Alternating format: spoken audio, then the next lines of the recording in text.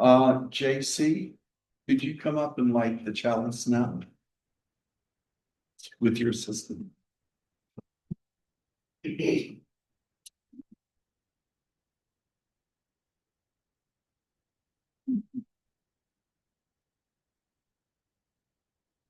You'll all join in with the chalice lighting words. We light the chalice for the warmth of love, the light of truth, and the energy of action.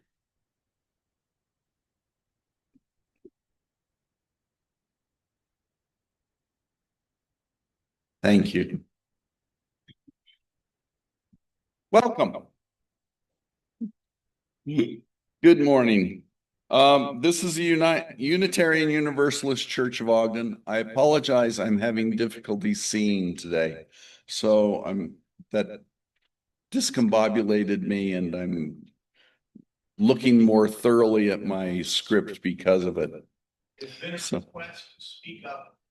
I will try and speak up. I do have a teacher voice and I can project. Okay. My name is John, and I am glad to be leading the worship today with Bill and Tim. And we're doing a Making Meaning service, which means that we are involving all of you in it also. So expect that you will be up here putting on your teacher voice. Okay. It's important to know that good things are happening because sometimes it's hard to feel grateful, and it's time to feel grateful. As this is our Making Meaning service, you will all be welcome to come forward later in the service and speak out and share your wisdom. We want to hear from each of you, or at least some of you. What are you thankful for? How do you express your gratitude? And why is it important to be grateful? We're so glad you're here today in this community that strives to be loving, inclusive, and compassionate. And we love having people of all ages in the community. So if you notice, there's things that you can draw with or fidget with. And that's for a multi-generational congregation, which includes some neurodiversity. One way to connect with our community is to make sure that everyone knows you're here. So if you're a newcomer, you're welcome, and please feel comfortable in putting your name on a visitor's card. That will let you get put onto the mailing list and also let us connect with you a little better. The rest of us, we encourage you to wear your name tag. Who's got their name tags? 1, 2, 3. A gay? Okay, good. Thank you. Okay. If you haven't already, could you make sure to put your phones on silence? And we're glad you're all here. Welcome. Perfect.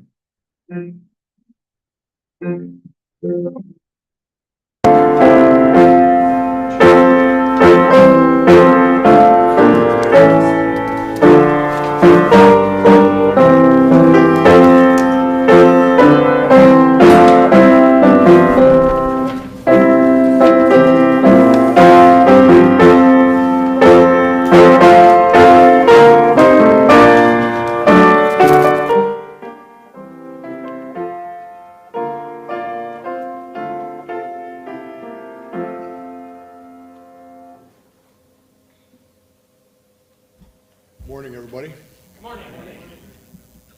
How'd you like to hear me speak for 10 minutes about the history and practice of the Thanksgiving holiday or the many virtues of gratitude? No? No? Okay, well, neither would I. Later this morning, we will hear from some of your motives and practices of gratitude, so I will leave it to you. Instead, I want to tell some stories focused on gift exchange. And I hope you bear these in mind as we enter the Thanksgiving holiday season and prepare ourselves for the gatherings ahead.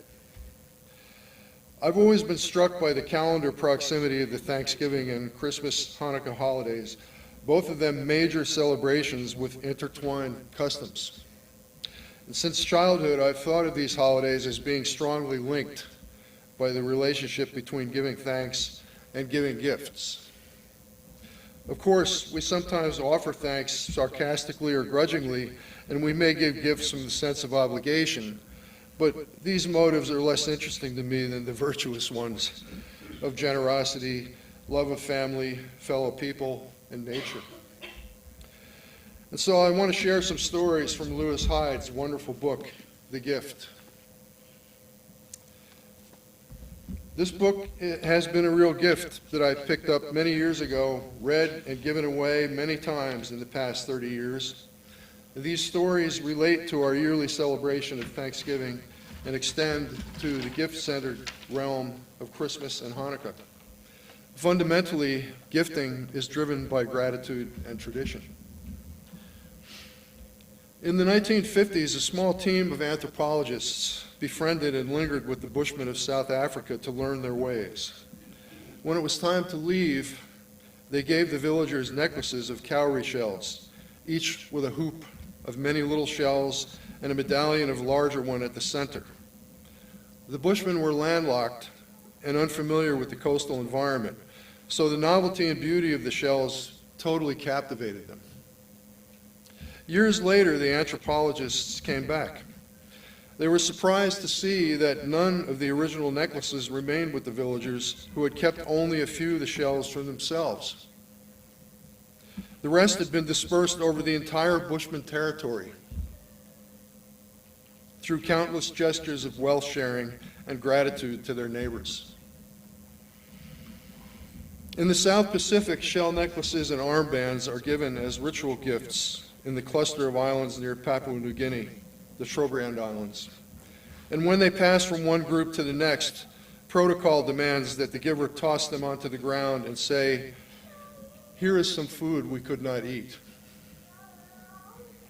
The movement of these gifts never ceases as they pass from hand to hand, island to island, along clockwise and counterclockwise arcs of giving and receiving, sometimes arriving back to their original owner. The shells have no monetary value, and the exchanges are not transactional, as, say, gold usually is. The shells are ceremonial gifts because their social use far exceeds their practical use. There is trade, but the objects traded are not commodities.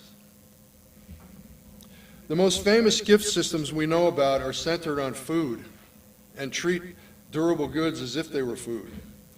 The potlatch of native tribes along the Northwest Pacific coast, now Washington and British Columbia, is a big feast lasting several days, given by a member of a tribe who wanted his rank to be publicly recognized and his property consumed. The verb potlatch can be translated to mean to nourish or to give.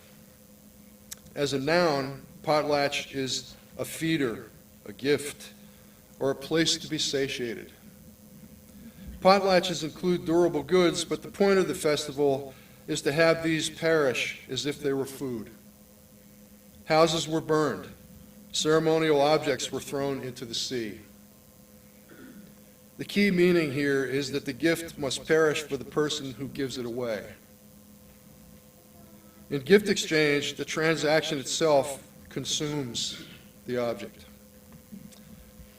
Something might come back when a gift is given, but if this were a condition of exchange, it wouldn't be a gift.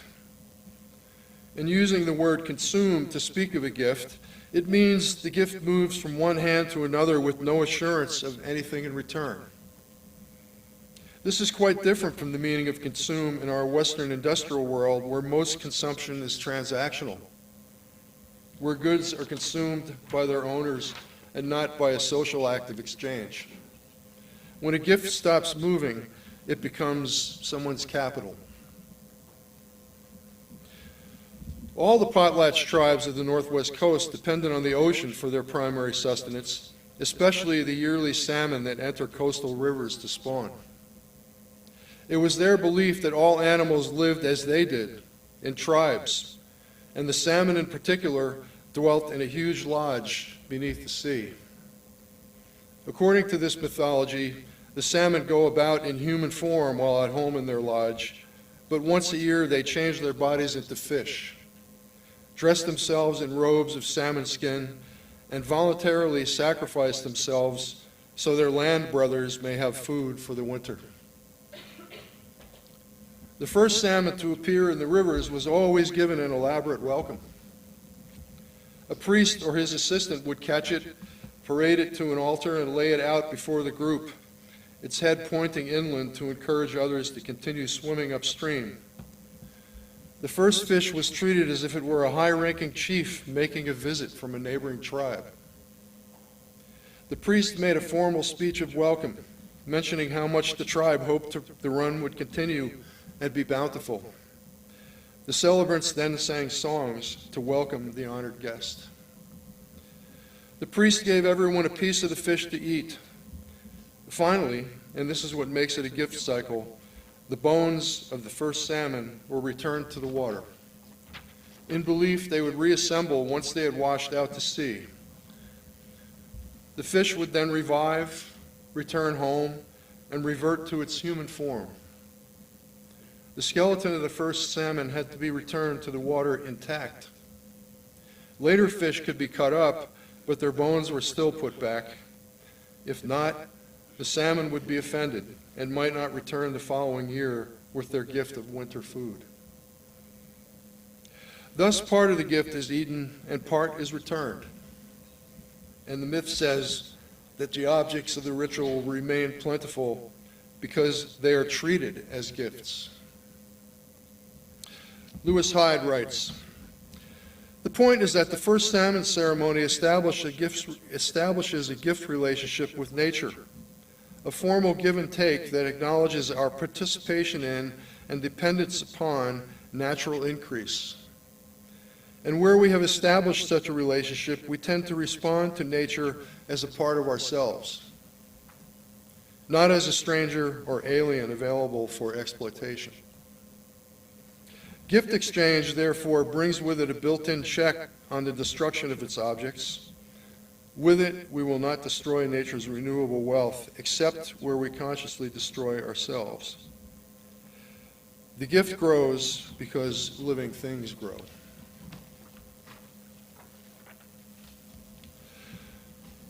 Thank you, Mr. Hyde. I will take your wisdom to heart as I carve the turkey next week. Its ivory flesh will feed my loved ones. Its bones will make delicious broth for a second potlatch. I will be grateful for this gift of another Thanksgiving, and I will remember the gifts of past Thanksgivings and those I shared them with. Amen. Blessed be, and may it be so.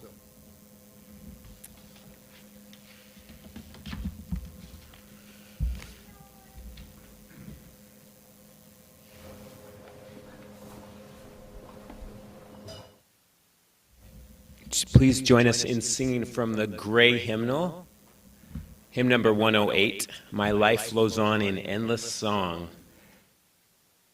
Gray Hymnal number 108, "My Life Flows On in Endless Song." Verses 1 and 2. I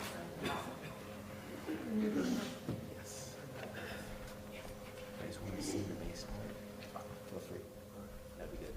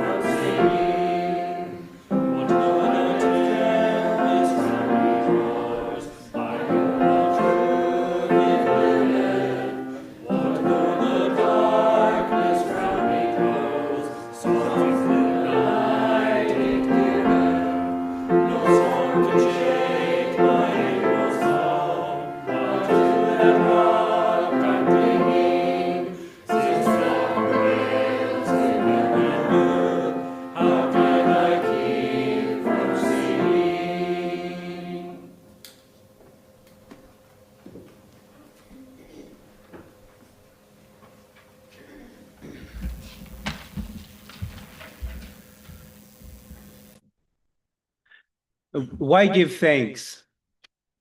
We all have our difficulties, the things that keep us up at night, the things that weigh on us. Just keeping your head above water can be a fight sometimes. I've had my moments, worried about the future, contending with the deaths of loved ones, dealing with frustration when things don't go as I'd like. It drags at you, can cause a sense of hopelessness. You can't let it overwhelm you, though. This is the season of giving thanks, recognizing the good in our lives, whatever the pitfalls we may be facing. Whether we know it or not, there are always inspiring things around us. We need to be open to them, be intentional about recognizing them. It gives life its shine, and it takes the edge off the bad stuff. Indeed, to an extent, I think we have to choose to be thankful, be grateful for what we have. It can be all around you, uplifting things, examples of goodness. Usually it's the simple, everyday things, moments grabbed here and there that remind us that there's plenty to be thankful for in the world. A compliment received, a compliment given, a memory of a good time, a project completed, a goal achieved, seeing those around you achieve things. Spiritually, a mindset of thankfulness keeps you on an even keel, makes you focus on what you have, not what you don't have or think you lack. Here's what Cicero, the Roman philosopher, said. Gratitude is not only the greatest of virtues, but the parent of all others. And this is Ralph Waldo Emerson. Cultivate the habit of being grateful for every good thing that comes to you and to give thanks continuously. And because all things have contributed to your advancement, you should include all things in your gratitude. That's pretty all-encompassing. I think he's saying be grateful for most everything, essentially, because your experiences are what help you move forward in advance. Maya Angelou links gratitude and faith. Let gratitude be the pillow upon which you kneel to say your nightly prayer, and let faith be the bridge you build to overcome evil and welcome good, she wrote. Sometimes it's hard to be grateful given bad experiences, misfortunes we've experienced, or bad things that happened around us. But she seems to suggest that faith, that goodness is all around, helps foster a sense of gratitude. Meister Eckhart, the German philosopher, says giving thanks is maybe one of the most important fundamental things we can do. His quote, I think, encapsulates the notion that we are given plenty, whatever our struggles, and we should be cognizant of it. If the only prayer you ever say in your entire life is thank you, it will be enough.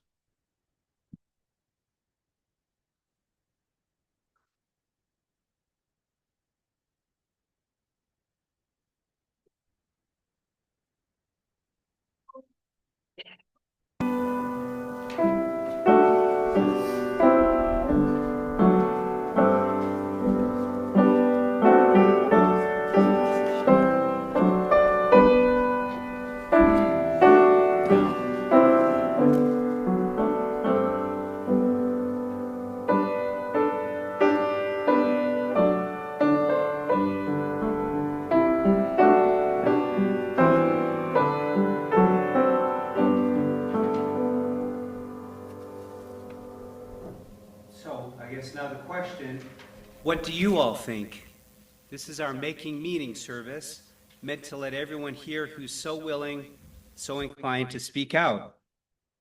We all have unique perspectives and we can all learn from one another.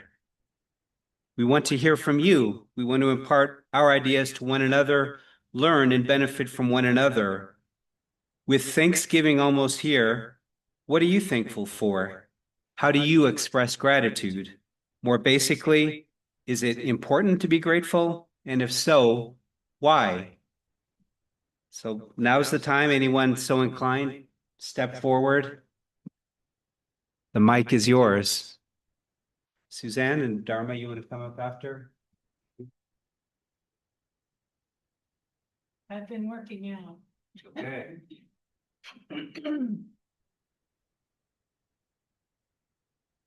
So, does this microphone work? For the online people. Works for the online people, but it doesn't. Okay. All right. So, I have a neighbor whose mother died, and she had an amazing collection of books. And one of them is called The Epic Life and Immortal Photographs of Edward Curtis by Timothy Egan. It's called Short Nights of the Shadow Catcher, and it's just a remarkable book. We know Edward Curtis as a photographer, but he was also a writer, a poet, an ethnographer. In the book, it says that he recorded the languages of all the Indians in our country, American Indians, and there are more languages in this country of American Indians than anywhere else in the world. Now, I don't know if it's true. I'm going to read to you something that I picked out that I think gives you a sense of who he was. He grew up in Seattle, okay, where Bill's potlatches happen historically. And in Seattle, as a little boy, the first photograph he took was of this old Indian woman who lived basically in a shack in the mud, right on the edge of Puget Sound. And she was the daughter of Chief Seattle. He was an amazing individual, and she was dirt poor. Kids would throw rocks at her, and she carried herself like the queen that she was. Near the end of 1948, Curtis started sending memories to the Seattle librarian. He was an old man. While rummaging through a trunk at his daughter's home, he'd come upon a 74-page memoir he'd written decades before and never published. He spent all afternoon with this account of his adventures, 20,000 words. Quote, I began reading it at once and found it so interesting that I did not put it down till the final word was reached. He sent a copy to Leach, and he also shipped her, that's the librarian, the major reviews of the North American Indian. That's mainly how we know Curtis. He created 22 volumes of the North American Indian, and those volumes took up 5 feet on a bookshelf, horizontal feet.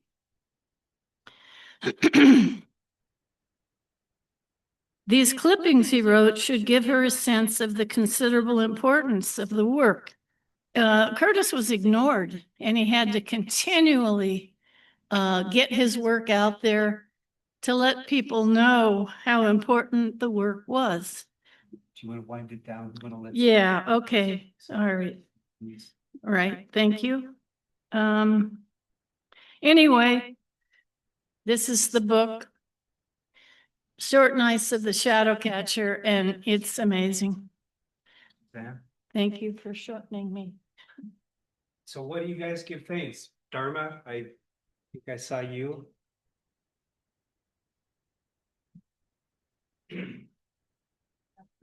Yeah, 2-3 minutes. I'm afraid of going over time as well. This is something I wanted to speak about for a while when I had a chance to come up and share with the congregation. And I'm tying it into Thanksgiving because I thought it's an appropriate time to. So let's start with a Hebrew lesson. Why not? Going back to the earliest concepts of the Bible, Thanksgiving is a very principle that's right there, the heart of it. And I want to share a phrase with you. It's Hodu L'Adonai Ki Tov, which if you took it in English is give thanks to the Lord who is good, or they say he is good. But if you look at the Hebrew, it's not actually a masculine. It's just Ki Tov. There's no who would be masculine, but it's Ki Tov. That is good. So for fans of a non-binary God, there you have something right there. That I don't know. Can you try to say it with me? Hodu L'Adonai Ki Tov. So I live by that. And one thing that happened in this fall season that I'm still very grateful for was 25 years ago. I wound up going to Florida for to go home to my mom and stepdad to try to heal my spine because I had been in Philly and was in a lot of pain. And my scoliosis, well, it gotten a lot worse as I became fully grown. And saw 3 spinal doctors in Florida, and they were all hot to operate on me and do this full bisection. You know, it's an extreme surgery, a spinal fusion, and with rods and screws. And I faced that. I was active as skiing and rock climbing, and I didn't think it would be upgrade in my life quality. So I was afraid of it and didn't want to go through with it. So we looked, my mom's support was amazing in this, but we looked at alternative therapies. And between finding a chiropractor who adjusted the inside of your mouth and weird maxillofacial thing he'd handled, and I even tried homeopathic remedies, but I wouldn't give any credence to that. Placebo, but and thirdly, a new exercise that was daily, like 5 times a day. My mom and I would do it together, and we learned simple ways to balance your spine and rotate your whole body, and I got stronger over a couple of months. Went back for an x-ray, and the orthopedic surgeon said, "This is amazing, but your pelvic tilt used to be 6 degrees, and in just a couple months, you're at 0 degrees. And if you're not experiencing pain and your symptoms are reduced, why would we operate?" So I avoided it, and boy, was I thankful. And I've had a very active last 25 years. Now, different story, but I'm probably going to go through with that surgery here this next coming year because gravity takes its toll and my curves are probably above 80, 90 degrees almost. So it's getting to the point to keep moving and keep active. I don't want to end up in a wheelchair. So I am grateful though. And I'll be grateful for the church friends' support as I go through that this next year. Hodu L'Adonai Ki Tov.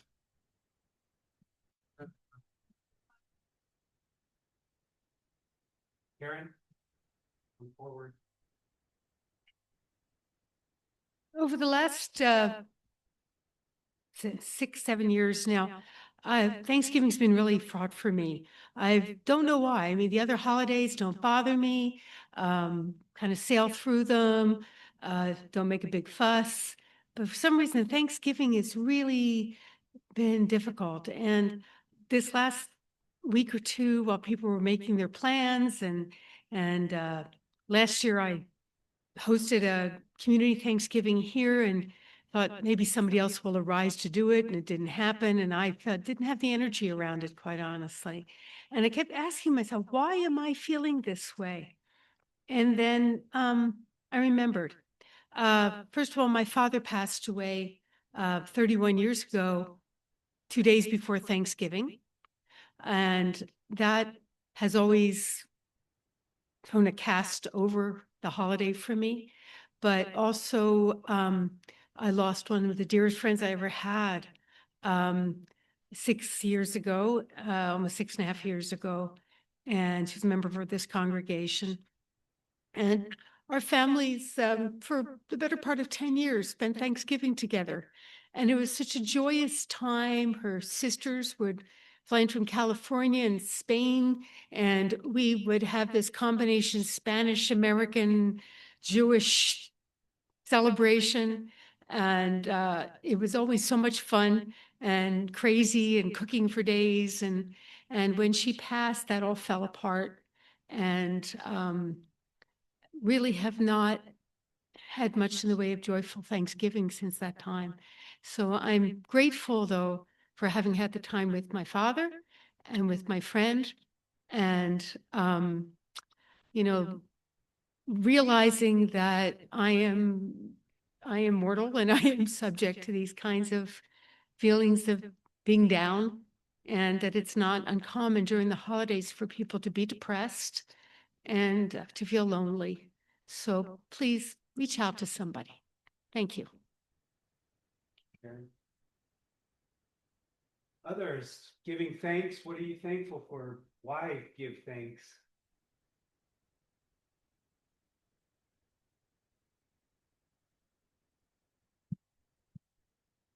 My name is Danette, and I love Thanksgiving. My favorite holiday of the year is my own personal holiday, my birthday.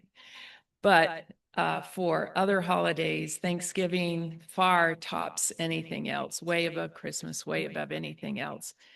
As I was growing up, I come from a big family, and if you didn't have 50 people for Thanksgiving, it just didn't feel like Thanksgiving to me. So that was always great memories. And then I take it all the way to my first Thanksgiving. Me and my children were moved to California. We didn't know anyone, and there were just 3 of us all by ourselves for Thanksgiving. And I had been feeling sorry for myself the week before about, wow, I'm not going to have this whole clan of people around me. And then I decided, wow, that's not really fair to my kids. So anyway, we ended up going to a charming, wonderful restaurant in Santa Cruz, and I'd never gone to a restaurant on Thanksgiving, but it turned out to be one of the most memorable and wonderful holidays. And then we've had everything in between where we hosted. My husband and I would host usually 24 people. That's as many as we could sit at our 2 dining room tables, and we always like to have a house full. But I decided that no matter how many people surround me, what really counts is that I'm remembering in my heart what I am thankful for. And I have a lot of things to be thankful for, and I'm trying to remember those now because of the pressures of what is going on in the world around us. It's particularly important for me to keep that. And so I hope that at Thanksgiving we can truly rise above, and no matter where we are or who we're with, that we can find that true Thanksgiving in our hearts. Thanks, Annette. Forward.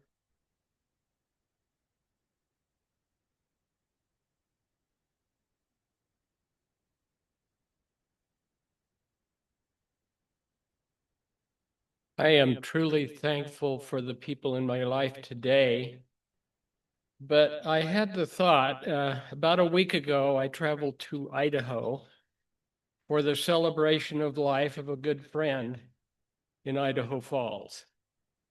And that celebration of life entailed also a trip to the Fielding Memorial Cemetery in Idaho Falls, where my extended family has, I think, 3 or 4 different locations in the cemetery. So I had the chance to visit with my maternal grandparents, my paternal grandparents, some brothers, sisters,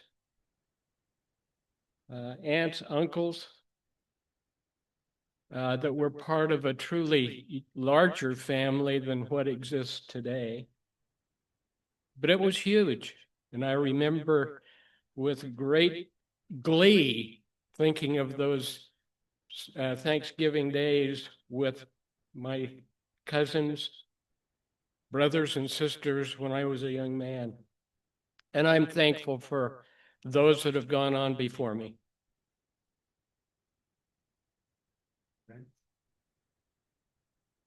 Please come forward.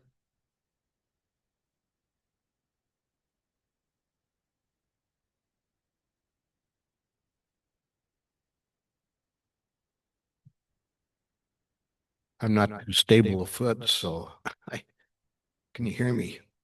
I'm thinking right now, excuse me, of a man in Toronto, Canada, who's probably in his last day or two of life. And it got me thinking about how important one thing is and how it leads to another and how it leads to another. His name is Malcolm Warner. He married a woman from, her family was from Poland. Not hear me? Okay. Just raise your voice, I think, for the people in the back. It's a little hard for me to do, but I'll try. He was a PhD in chemistry. He's a very active individual, as was his wife. They had 5 children, and one of them was a late life baby. That late life baby married my daughter. And she had 3 beautiful children. And I think to myself, one thing led to another, which led to another, which led to another. We have to sometimes remember that life, you can go back and you can find that you took a path and that path became your life. And this man will probably leave us, but we will not forget him, and we will not forget what he did that brought so many people together. So I just want to say I'm thankful for him. I'm thankful for what he accomplished. Thank you.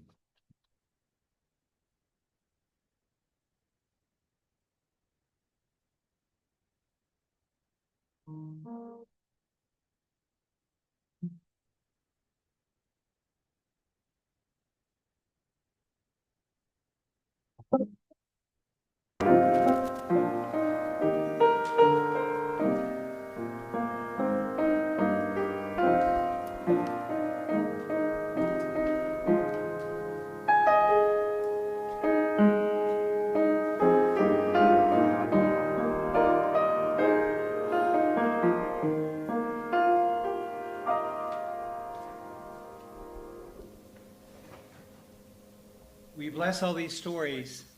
Thank you, everybody, for coming forward, taking part, listening. Thank you.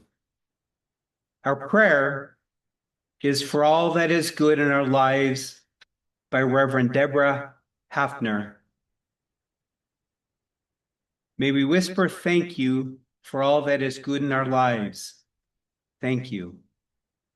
May we shout thank you for the abundance of blessings. Thank you. May we feel thank you, thank you, thank you deep within our hearts and around us right now. May we be thankful down to our bones for this time together. May we take the time to feed each other, take care of each other, appreciate and trust each other, and say thank you. It is the only prayer we'll ever need. Amen.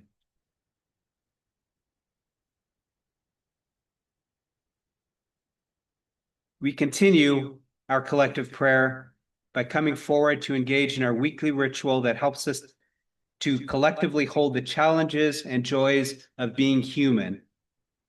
As you light a candle, let it hold your hopes, memories, and gratitudes for this beautiful, complicated world and for our lives.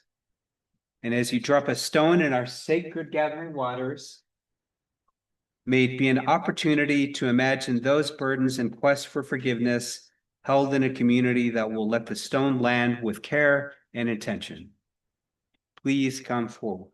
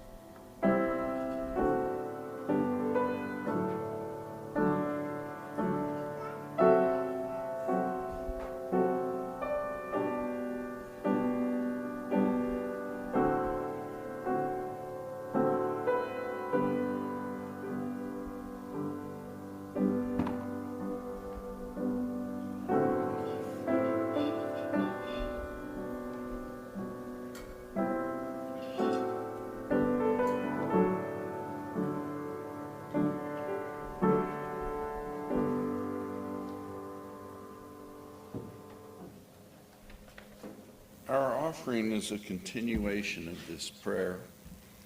It is a demonstration of our gratitude for this community, which is filled with care and courage and love and resistance. We commit to keeping this community resourced for its mission, both within our walls and out. The offering we collect each week supports us in being a community that can respond to the needs of these times. As we collect the offering today, we remember our interconnectedness and interdependence, and we generously offer our care with hopes to support all through these times. Thank you.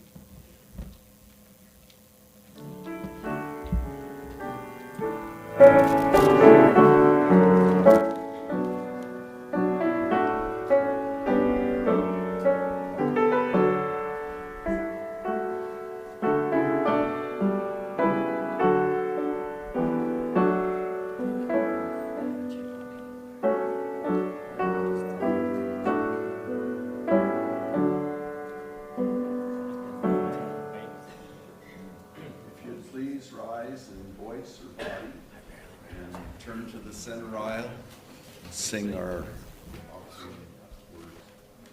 From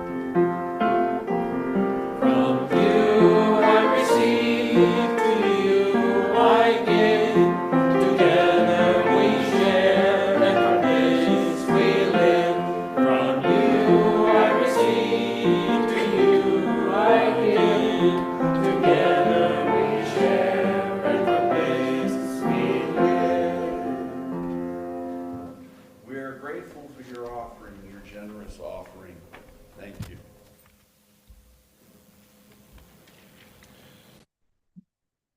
Now for some invitations and announcements.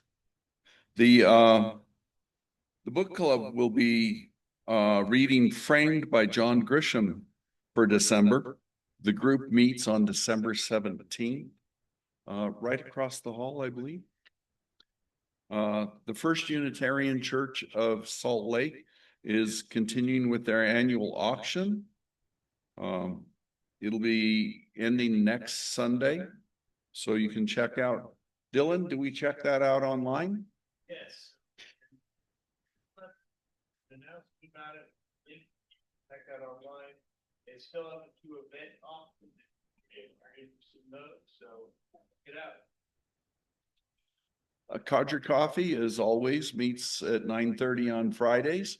We have a pretty good turnout. Everyone is welcome.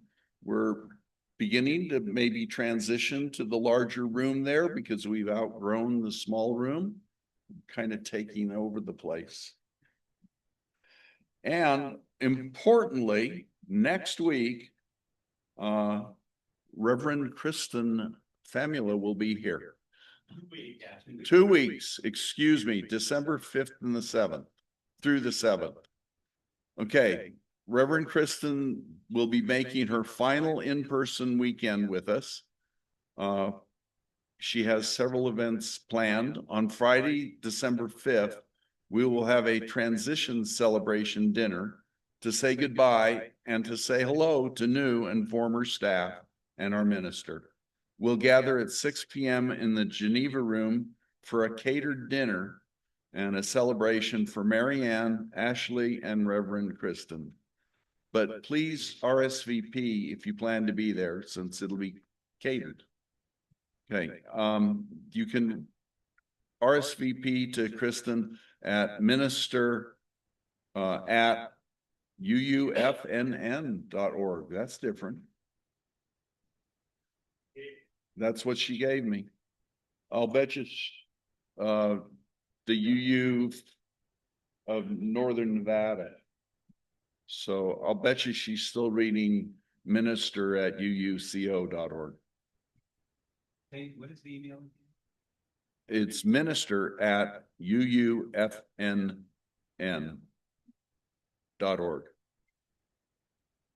So on Saturday, December 6th, we'll have a leadership training from 9:30 to 12 in the Geneva room across the hall.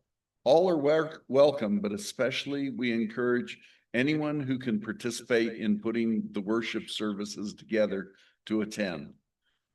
And we could use some help. Please RSVP to Kristen.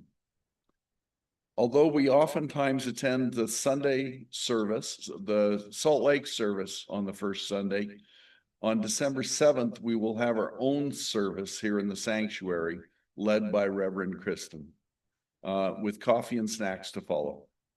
Okay? Yes.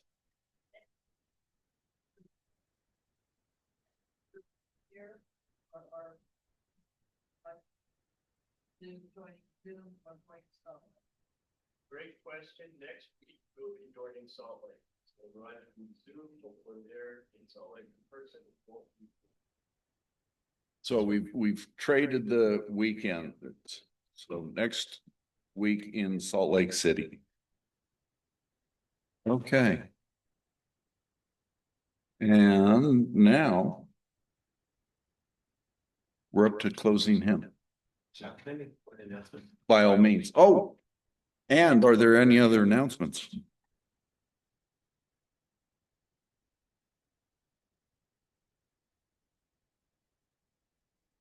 So I'm here to tell you about another concert. So get excited, everyone. I wanted to tell you about this a little more in advance than I did on the last one, because this is the most popular concert of the year. It's called What Sweeter Music, and will be a concert of traditional Christmas music, but like modern arrangements. And so some of the tunes we'll be doing: Carol of Joy, that's a newer one. The First Noel, I Saw Three Ships, What Sweeter Music, The Holly and the Ivy, This Christmas Tide, Joy to the World, and Silent Night. So we've expanded to three nights of concerts. So it'll be December 12th, 13th, and 15th. And if you don't want to spend money, we'll be doing two performances of the Salt Lake Tabernacle on Sunday the 14th. So I'll see if I can get this put in the newsletter.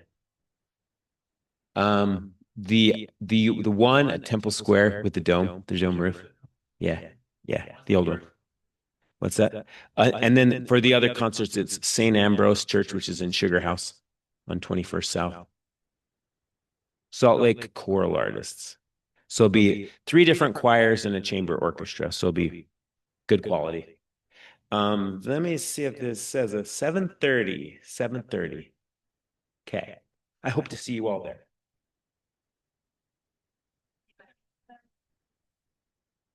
Well, will that be in the emailed announcement? Yeah, see if I can get it in there. Yeah. So this is not exactly an announcement, but my heart is so full today from thinking about Thanksgiving. I could not feel good going home without saying thank you to all of you. You have no idea what this congregation means to me and how it helps me get through every day and through the week, and to be able to gather with the people that are here and online. And there's other people who, we see some weeks and not others, but I just couldn't walk out of here without expressing my gratitude. And there are so many of you who behind the scenes do all the work to keep this going. And I'm the beneficiary. And I want you to know that I'm not the only one, that there's lots of us, that this is a really sacred, important place to me, and I appreciate it.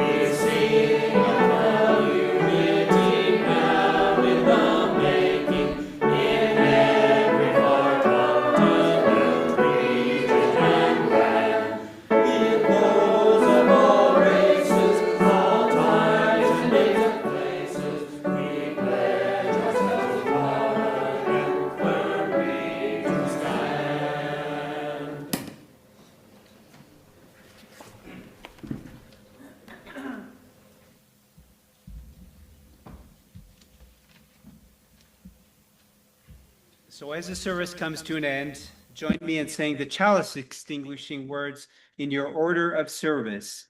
We extinguish this chalice, but not the warmth of love, the light of truth, nor the energy of action. So remember, we all face our struggles, but there's always a silver lining, something good going on in life. Always be cognizant of that. Have a good week and happy Thanksgiving, everybody.